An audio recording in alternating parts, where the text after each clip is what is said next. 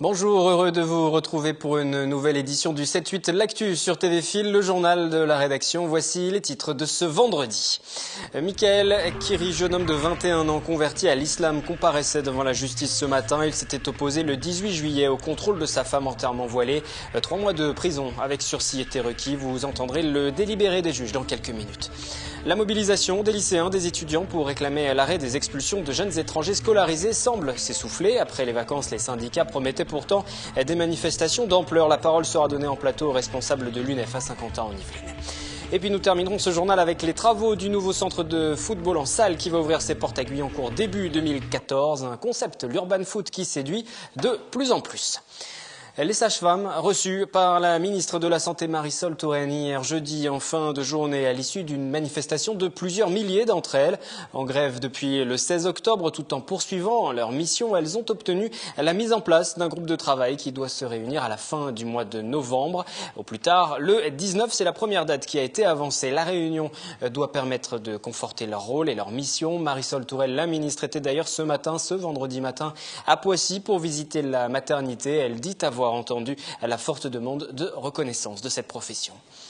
Eux aussi étaient mobilisés cette semaine. Les avocats du barreau de Versailles se sont réunis au palais de justice de la ville pour protester contre la réforme du financement de l'aide juridictionnelle. C'était ce mardi. Ils dénoncent la baisse de budget et réclament un dialogue avec Christiane Taubira. Les explications d'Olivier Maniscalco et d'Élodie Moine depuis Versailles. Les avocats du barreau de Versailles en colère. Ce mardi, ils se réunissaient symboliquement au palais de justice pour protester contre le désengagement de l'État dans le financement de l'aide juridictionnelle. Cette aide permet à tous d'accéder à la justice et d'être défendus par un avocat financé par l'État. Avec 30 millions d'euros alloués en moins dès 2015 pour cette aide, les avocats ne s'y retrouveraient plus financièrement. Ils redoutent également que, sans financement, les dossiers bénéficiant de cette aide juridictionnelle soient traités sans considération et confiés à des avocats sans expérience. La balance de la justice serait donc menacée. Le problème de l'aide juridictionnelle, c'est que ça fait 10 ans que les questions sont posées et qu'il n'y a aucune solution qui n'a été arrêtée par l'État, alors que la profession a fait des propositions excessivement sérieuses. La seule réforme qui avait été envisagée était de faire une taxe sur le chiffre d'affaires des avocats, c'est-à-dire que c'était aux avocats de financer sur leur activité l'accès au droit, ce qui est totalement invraisemblable. C'était comme si on demandait aux médecins de payer sur leurs honoraires les soins qu'ils allaient prodiguer à leurs patients. Les avocats réclament aujourd'hui une concertation avec la ministre de la Justice, Christiane Taubira, concernant le financement de cette aide juridictionnelle. De leur côté, ils proposent d'instaurer une taxe sur les actes juridiques pour assurer leur rémunération. Forte semaine de contestation, sages-femmes, avocats et aussi filières équestres dans leur ligne de mire. Une hausse de la TVA annoncée au 1er janvier qui pourrait passer de 7 à 20%. Une opération escargot était organisée ce jeudi entre Saint-Germain-en-Laye et Rambouillet en passant par Versailles et Plaisir à l'initiative d'un collectif, la Horde 78, qui regroupe des professionnels, des amateurs, des éleveurs, des cavaliers ou encore des enseignants. La hausse de la TVA de 7 à 20% est exigée par Bruxelles pour harmoniser les taux en Europe. Coup dur pour ces professionnels qui rappelle qu'ils ne disposent d'aucune subvention publique. On n'oublie pas non plus que les Yvelines restent le premier département francilien en matière d'activité équestre. Il sera donc fortement impacté. La nouvelle manifestation prévue par le comité régional d'équitation, ce sera le 11 novembre. Et au milieu de cette contestation, la grogne des lycéens qui commence à s'essouffler. Le 9 octobre dernier, Leonarda, jeune kosovar de 15 ans, sans papier, était expulsé en situation irrégulière. S'en étaient suivies plusieurs manifestations d'étudiants à l'appel de différents syndicats et notamment de l'UNEF, organisation dont le responsable sur Saint-Quentin en Yvelines est en plateau aujourd'hui. Bonjour et bienvenue sur ce plateau, Sébastien Ramage, responsable UNEF à Saint-Quentin en Yvelines. Des manifestations, il y en a eu à travers la France et même dans le département, mais avant les vacances. Oui. Depuis, il est plus dur de mobiliser. Oui, alors effectivement, il n'y a pas eu de mobilisation dans les Yvelines suite aux 2 appels à la manifestation de l'UNEF, mais aussi des syndicats lycéens mardi et jeudi. Mais on peut quand même constater qu'il y a eu une grosse mobilisation nationale sur ces 2 dates, en province notamment, avec entre 15 000 et 20 000 personnes qui se sont mobilisées dans les grandes villes de province. Donc, comment vous expliquez sur le département des Yvelines que la mobilisation ne prenne plus, que vous ne soyez pas entendu? Par rapport à Paris, les Yvelines, c'est un département où les lycées sont très isolés, en fin de compte. On n'est pas dans une dynamique nationale comme il pourrait y avoir à Paris, avec des lycées tous les 1 ou 2 kilomètres. Ici, c'est vraiment Mansart, par exemple, à Saint-Cyr, qui est un lycée au milieu d'une zone d'habitation très éloignée des autres lycées. Donc je pense que c'est l'explication principale. Mais lorsque la mobilisation est annoncée, lorsque les revendications sont annoncées, on peut avoir le sentiment que c'est une cause importante aussi. Or, même pendant les vacances, il a été difficile de mobiliser, et même à Paris. Oui, c'est notamment... Ça veut dire quoi? Qu'il n'y a qu'une seule poignée seulement de lycéens, ou que ce ne sont que les organisations qui appellent à manifester, et que finalement les lycéens, les étudiants s'en moquent un petit peu finalement de cette histoire? Si vous regardez quand même les mobilisations, les premières qu'il y a eu avant les vacances, c'est quand même une grosse partie des lycéens qui se sont mobilisés, entre 300 et 400 000 lycéens dans toute la France. Donc non, au contraire, les revendications sont majoritaires.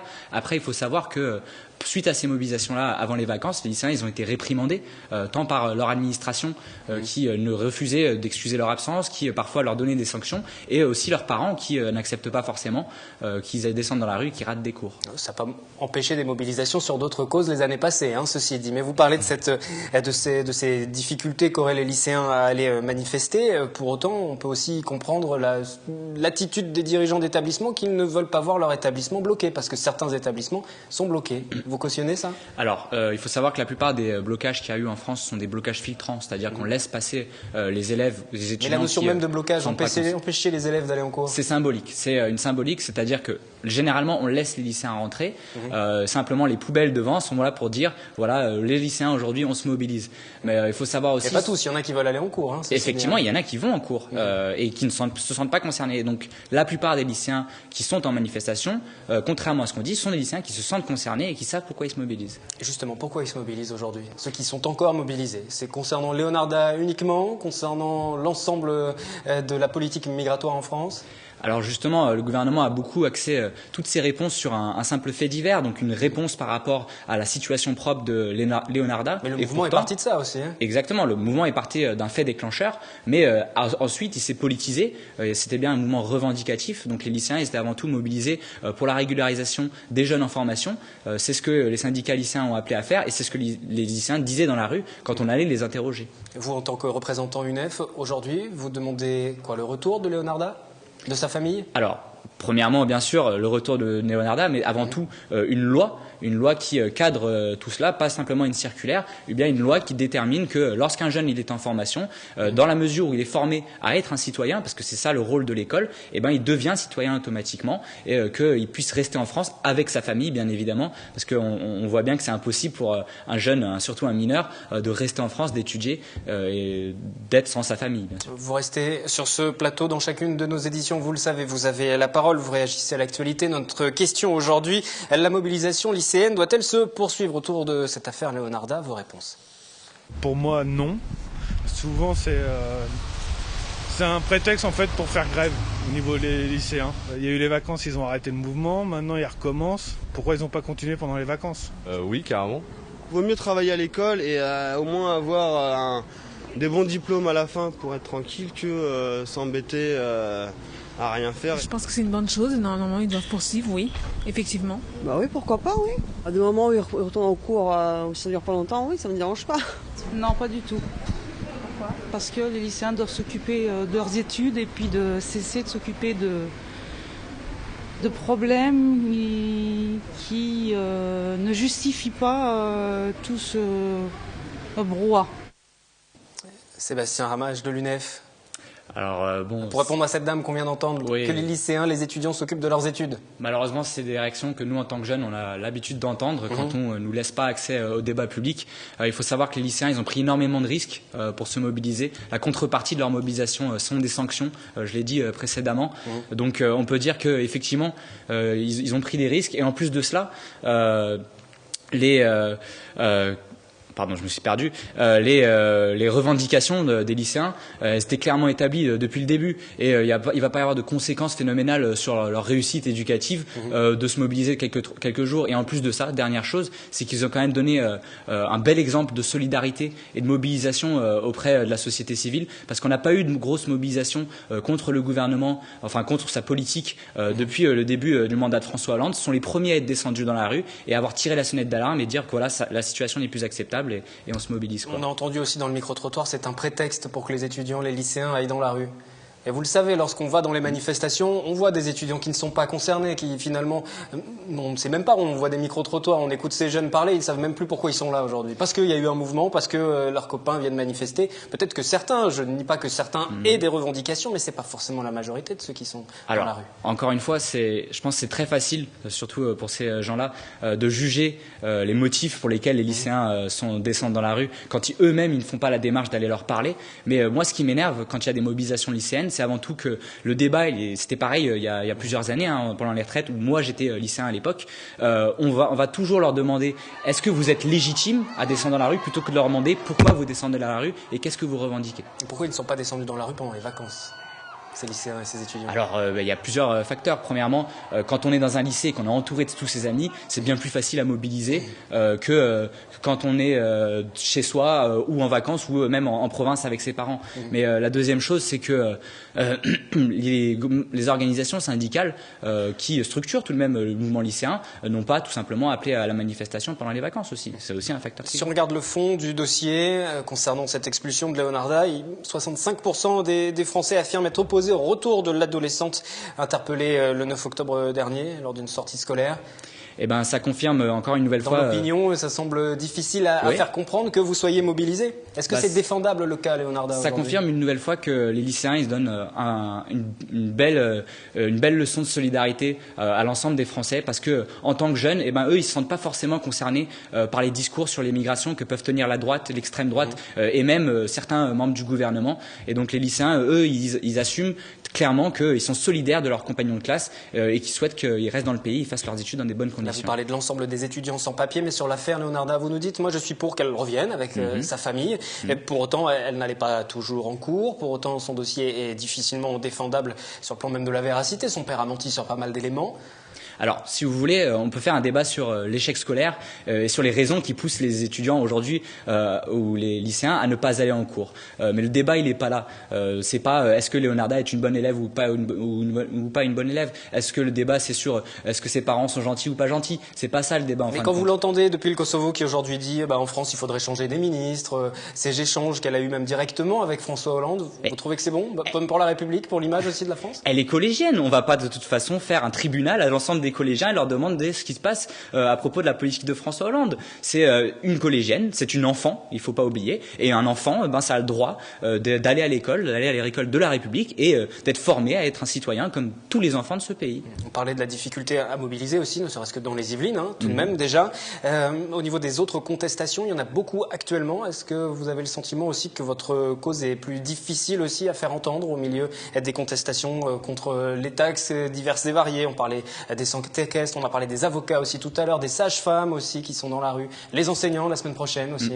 Alors je pense quand même qu'on a été entendu, parce que moi personnellement j'ai jamais vu un président faire une interview en direct à la télévision pour réagir par rapport à un simple fait divers. Il n'a pas du tout réagi par rapport à un fait divers, il a réagi par rapport à une mobilisation. C'est le président de la République lui-même qui va sur un plateau télé et qui réagit par rapport au mouvement. C'est bien la preuve que les lycéens, par leur mobilisation, ils ont fait peur, ils ont posé un rapport de force et en plus de ça, ils ont été reçus dans les différents ministères pour être entendus.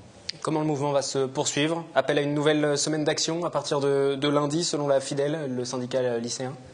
Alors, la Fidèle va se concerter avec l'ensemble des autres organisations et pour l'instant, les décisions n'ont pas encore été prises. Donc, c'est pas à moi aujourd'hui sur ce plateau de déterminer s'ils vont ou pas poursuivre leur mobilisation. En tout cas, vous, à l'UNEF, quel est le mot d'ordre? En revanche, à l'UNEF, nous, on continue le travail qui se fait après la mobilisation, c'est-à-dire de donner un débouché politique aux revendications des jeunes. Et donc ça se fait en concertation avec les différents ministères, les acteurs de l'État, donc pour déterminer qu'est-ce qu'on peut faire pour les jeunes en formation. Merci Sébastien Ramage d'être venu sur ce plateau, responsable UNEF à Saint-Quentin en Yvelines, et vous nous dites que la mobilisation devrait tout de même se poursuivre malgré tout, même s'il reste encore des points à éclaircir avec les différents participants, notamment le syndicat lycéen, la Fidèle. On reste dans le domaine de l'éducation pour vous dire qu'au Clé-sous-Bois, l'école Victor Hugo a enfin pu réouvrir ses portes. Il aura fallu plus de 3 ans pour voir l'établissement accueillir à nouveau des écoliers. Aujourd'hui, il ne reste plus aucune trace de l'incendie criminel qui l'avait détruite en avril 2010. Lundi matin, enseignants et élèves ont découvert les lieu. Et puis, pour vous dire également qu'à Trappes, la suspension de la réforme des rythmes scolaires n'est pas d'actualité. La municipalité et son maire, Guy Malandin, ont répondu à la demande de l'association UNAP, l'association indépendante des parents d'élèves, par un courrier en date du 15 octobre. Une réponse simple, en 3 lettres, non. Ils demandent au président de cette organisation, que nous avions d'ailleurs reçu sur ce plateau, de se montrer plus constructif et de ne pas faire de propagande politicienne. Fin de citation. Trappes, justement, on y reste. Cet été, des émeutes, vous le savez, y avaient éclaté. La conséquence de l'interpellation d'un jeune homme et de sa femme portant un voile intégral dont le contrôle d'identité s'était mal passé. Michael Kiris est le nom de ce jeune homme, comparaissait devant la justice à Versailles ce vendredi matin. Il a été condamné à 3 mois de prison avec sursis et 1 000 € d'amende pour rébellion et outrage. On retrouve Yolène Thorez et Jonathan Villeman au tribunal correctionnel pour plus de précisions. L'affaire avait été le point de départ de 3 nuits de violence en juillet dernier à Trappes. Michael Kiri, 21 ans, a été condamné à 3 mois de prison avec sursis et 1 000 € d'amende par le tribunal correctionnel de Versailles.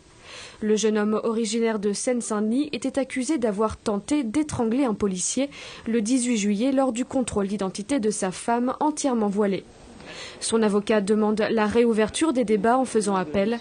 Il affirme que des éléments nouveaux ont été révélés par une enquête de l'IGPN. La défense entendait poser de nouvelles questions aux 3 parties civiles, puisque un des 3 policiers a été entendu au cours de cette enquête. La défense voulait faire de nouvelles observations sur ces faits nouveaux, puisque, je le répète, ce sont des faits qui contribueront incontestablement à la manifestation de la vérité. Nous n'avons pas eu la possibilité de le faire, nous allons donc faire appel et devant la Cour d'appel, nous verserons au débat ces nouveaux éléments et nous poserons les questions que nous n'avons pas pu poser aujourd'hui. À son procès, Michael Kiri avait affirmé trouver le contrôle d'identité illégitime. Pour l'avocat des policiers, cette condamnation est une satisfaction. D'après lui, c'est un rappel ferme par le tribunal qu'en France, c'est la loi de la République française qui s'applique. Quant à l'appel demandé par la défense, il parle de manipulation. Ah mais c'est une manipulation qui est totalement assumée. C'est une manipulation, elle est tellement grossière qu'elle est assumée. C'est-à-dire que voilà des gens qui vous disent vous critiquez notre religion, donc vous n'avez pas le droit, donc nous allons faire appel, faire des QPC, etc. Mais qu'ils le fassent, notre système démocratique leur en offre la possibilité. Je me réjouis qu'ils puissent le faire. Mais je me réjouis aussi que nos institutions soient fermes et ne fassent pas prospérer des arguments qui ne sont pas des arguments religieux, qui sont des arguments politiques. Le procès de la femme de Michael Kiri, Cassandra Belin, a quant à lui été renvoyé au 11 décembre. L'autre actualité de cette semaine, c'est la présence sur les routes du département de nouveaux radars. Ils sont capables de flasher les véhicules qui circulent dans les 2 sens. Les nouveaux radars embarqués sont en service et ils fonctionnent, comme l'ont constaté Anthony Reich et Patrick Jacques de Dixmude. Vous l'avez peut-être croisé sans vous en rendre compte. Le radar nouvelle génération roule dans les Yvelines. Installé dans un véhicule banalisé en mouvement, le système peut contrôler des véhicules dans les 2 sens de circulation et jusqu'à 4 voies parallèles, sauf en cas de terre-plein central. Il est indétectable par les avertisseurs de radar, mais surtout par les automobilistes. L'idée, la philosophie de ce dispositif, c'est de créer auprès des usagers de la route un sentiment d'insécurité, non pas négatif, mais qui est plutôt destiné à les rendre vigilants sur leur propre conduite, leur propre comportement, sur leur environnement, de manière à, bien sûr, essayer toujours et encore de faire diminuer le nombre de tués sur les routes. Mais qui dit nouvelle génération dit budget. Ce nouveau système coûte 70 000 € et un seul véhicule sera équipé dans le département. Autre aspect, la marge de tolérance est augmentée. De 5 km/h pour les radars classiques, cela passe à 10 km/h jusqu'à 100 km/h et 10% de là. Ainsi, les petits excès de vitesse ne sont pas pris en compte. Là, comme vous pouvez le voir, le radar a flashé un véhicule qui venait en sens inverse de nous. Il roulait à 106 km/h pour une vitesse de 90. Donc cette personne va recevoir l'avis de contravention chez elle, à savoir donc une amende à 45 € et un retrait de 1 point. Et pour être flashé, il doit y avoir un écart de vitesse de 20 km/h entre les 2 véhicules. Lors de notre essai d'une vingtaine de minutes, le radar a contrôlé 83 automobilistes pour 4 infractions répertoriées. Depuis le début de l'année, 46 personnes ont trouvé la mort sur les routes yvelinoises, dont les 2 tiers à cause d'excès de vitesse. Le taux de vaccination contre la grippe en perpétuelle chute depuis les inquiétudes suscitées par le vaccin contre l'épidémie H1N1 et c'est pourtant loin d'être une maladie anodine, cette grippe. La Caisse primaire d'assurance maladie lance d'ailleurs une campagne nationale de communication pour relancer la vaccination. Justement, je sors de la pharmacie, j'ai acheté un vaccin. Pour me faire vacciner, ça va être la toute première fois que je vais me faire vacciner. Ils ne sont pas nombreux comme cette femme à faire le choix de la vaccination contre la grippe. Seulement 50% des Français, dits à risque, femmes enceintes, personnes âgées, en surpoids ou asthmatiques, se protègent régulièrement contre une maladie qui entraîne pourtant 6 000 décès chaque année en France. Il est très difficile d'avoir les chiffres précis.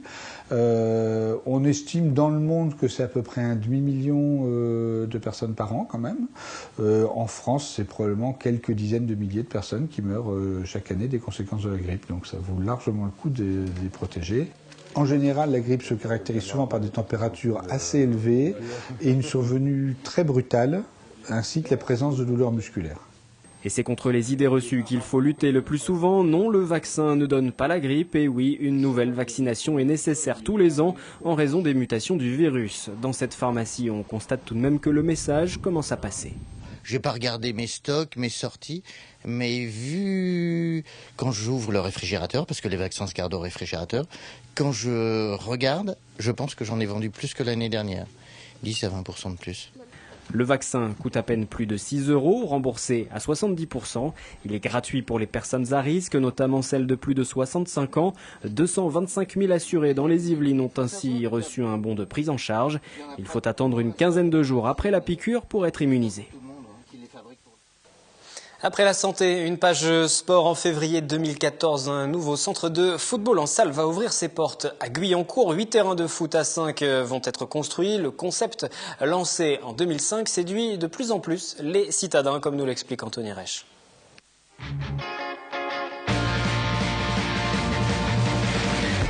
Le terrain est grillagé, il n'y a pas de touche, pas de temps mort. Au foot urbain, la part belle est faite au spectacle, aux gestes techniques et au but. Sur 30 mètres par 20 de large, aussi bien les footballeurs du dimanche que les professionnels du passement de jambes s'affrontent en 5 contre 5, mais sans oublier la troisième mi-temps au clubhouse. C'est avant tout du football, c'est une version ludique, loisir du football. Donc c'est accessible à tout le monde, donc des enfants, des adultes, et on s'amuse quel que soit son niveau, puisque c'est plus facile, parce que le ballon reste dans l'aire de jeu avec les palissades. À Guyancourt, Urban Football ouvrira son premier complexe dans les Yvelines. Les amateurs de ballon rond pourront profiter de 8 terrains synthétiques, 4 indoor et 4 à l'extérieur. Après un premier centre à Puteaux dans les Hauts-de-Seine, l'entreprise créée en 2005 a ouvert 9 autres sites, dont un en Belgique. Mais Guyancourt est le premier Urban Football bâti sur un partenariat public-privé. Au foot urbain, la séance d'1 heure coûte 12 € par personne. Chaque semaine, un centre accueille environ 5000 footballeurs. Le complexe de Guyancourt devrait ouvrir ses portes en février 2014. Et on va donc attendre le printemps pour aller pratiquer l'Urban Football. C'est la fin de ce journal. Je vous retrouve mardi, puisque lundi, nous serons le 11 novembre, jour de commémoration de fin de la Grande Guerre. Et à cette occasion, sachez d'ailleurs que le 1er décembre, la Royal Factory à Versailles programme une représentation de Ce soir, il pleuvra des étoiles, un spectacle théâtral et musical d'Alexandre Martin-Varrois qui revisite le passé et 3 grands conflits qui ont marqué l'histoire contemporaine et les relations franco-allemandes. Le tout sur un style jazzy. C'est à 16h le 1er décembre au profit de l'œuvre des pupilles orphelins et fonds d'entraide des sapeurs-pompiers de France. En voici un extrait.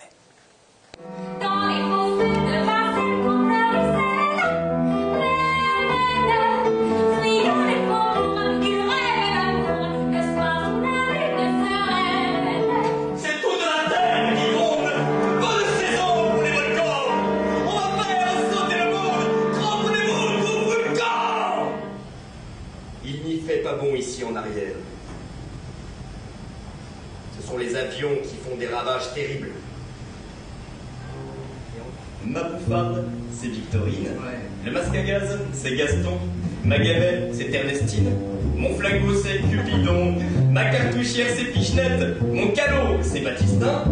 Ma capote, c'est Nénette. Mon bidon, c'est Rintintin.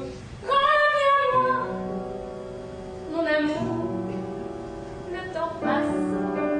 Le temps court et mon âme te réclame nuit et jour. Ce soir, il pleuvra des étoiles le 1er décembre à Versailles. Très bon week-end sur TV Fil et à mardi 18h en direct.